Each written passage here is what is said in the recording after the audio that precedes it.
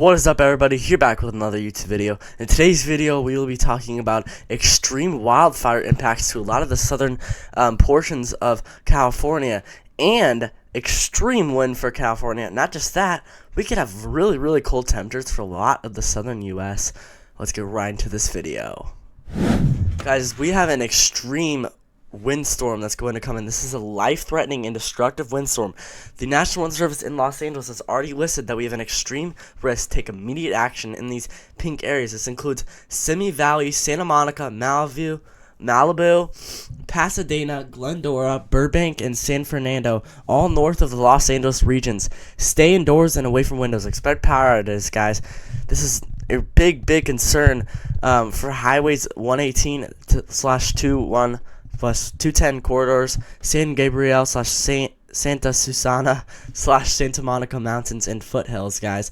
Not just this, we also have extreme fire weather forecasted here from the National Weather Service Los Angeles / Oxnard, where extreme fire conditions are in widespread damaging winds for most of Los Angeles and Ventura counties. This is an extreme risk where widespread damaging winds and low humidities will likely cause fire starts to rapidly grow in size with extreme fire behavior. This is due to damaging wind gusts of 50 to 80 miles an hour and isolated 80 to 100 miles an hour for mountains / foothills. Down trees and power outages likely. Plus, low humidity and very dry vegetation are going to cause an extreme fire caution. So, use extreme caution with any potential ignition sources and stay alert to the forecast, guys. The reason we are going to see this, guys, is if we look into the models here. Wow, this is showing extreme wind north of Los Angeles here. The maximum wind speed on this shows a gust of 92 miles an hour at max. This is showing a wide area of up to 70 miles an hour gusts with 40 to 50 miles an hour gusts expected for a lot of the foothills and mountain areas north of Los Angeles, guys.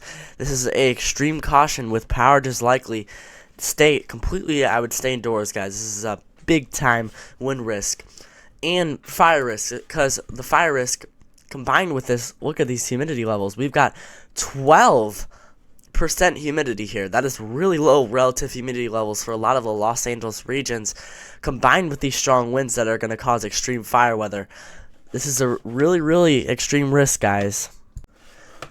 The National Weather Service already has a day 2 fire weather outlook here with an extreme risk for fires across Santa Clarita, California, Simi Valley, California, Altadena, California, Moore Park, California, and Santa Paula, California. This extreme risk includes 925,000 people in this risk. The critical fire danger includes Riverside, California, Glendale, Ontario, California, Fontana, and Moreno Valley, which includes 6 million people, guys. This is a really extreme fire danger. I don't know why any other YouTubers are not talking about this. This is a big time fire danger for a lot of Southern California. So you guys really need to be staying safe here. I know this happens a lot, but this is big time fire danger, guys. We also have some really cold temperatures in the forecast here. It's a 6 to 10 day temperature outlook by the Climate Prediction Center. Has just a small area above average temperatures. But look at this massive area of below average temperatures for a lot of the U.S., with the highest area of below average temperatures around southern Texas into central Texas. Basically all of Texas is going to see below average temperatures from this. Louisiana, you're going to see really below average, especially up there in the Panhandle into northern Florida and Central Florida is going to see very below average temperatures from this into Mississippi and Alabama, where this whole area I circled is going to see some extreme below average temperatures for 6 to 10 day temperature outlook valid from January 12th to 16 here. If we take a more in-depth view into this here, the GFS model is showing some really cold temperatures with the potential for extreme cold across St. Louis, Kansas City, into Kansas and Illinois, where we could see potential minus, below 0 temperatures. This is the wind chill, actually. So this is the apparent temperatures, guys. This is the wind chill across the U.S. showing some really cold temperatures. We are going to see a slight warm-up around 89 hours out for a little bit of relief there in Florida.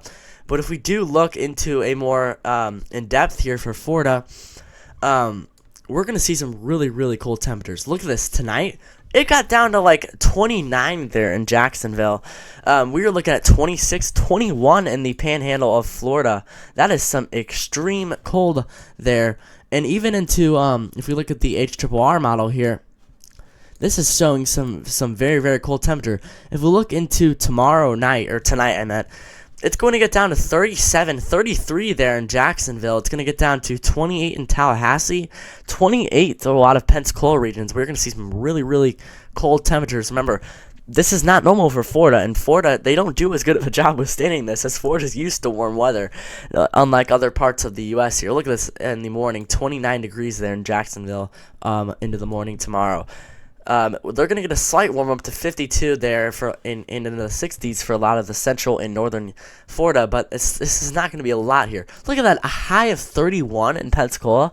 That's insane, guys.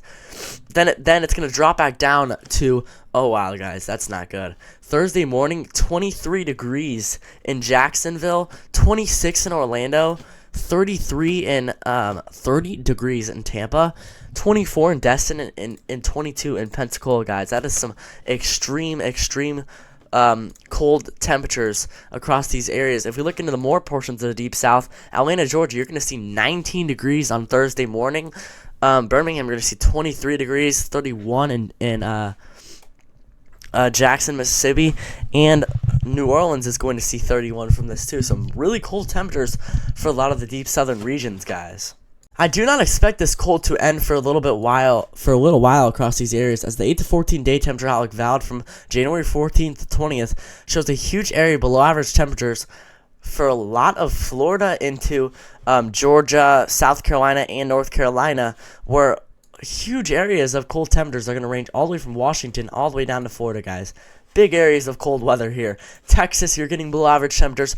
Oklahoma, below average. Kansas, Missouri, Arkansas, Louisiana, all of the deep south, all of the eastern U.S., even Colorado, Kansas, Nebraska, Wyoming, all of these areas are going to see really below average, with the coldest of the weather for Alabama, Georgia, and Florida, guys. This is showing that we're going to have all this cold weather is going to stay here for a little while. Just 2 weeks from now, it's going to still be pretty cold across these areas. January is just going to be a really, really cold month for a lot of you guys. I hope everybody did enjoy this video. I'll make another update for the potential winter storm that is actually upcoming across a lot of the southern areas of the U.S. here. A really rare winter storm I'll make updates on. This was kind of a new video today, talking about the temperatures and the wildfires, as I don't see a lot of weather YouTubers talking about the weather across like California as much, like the fire weather, or even like the cold temperatures in the deep south. That's going to cause a lot of big impacts too, not just the winter storm that's coming up. Thank you all for the new subscribers. It means a lot to me. I will post more videos. Bye, everybody.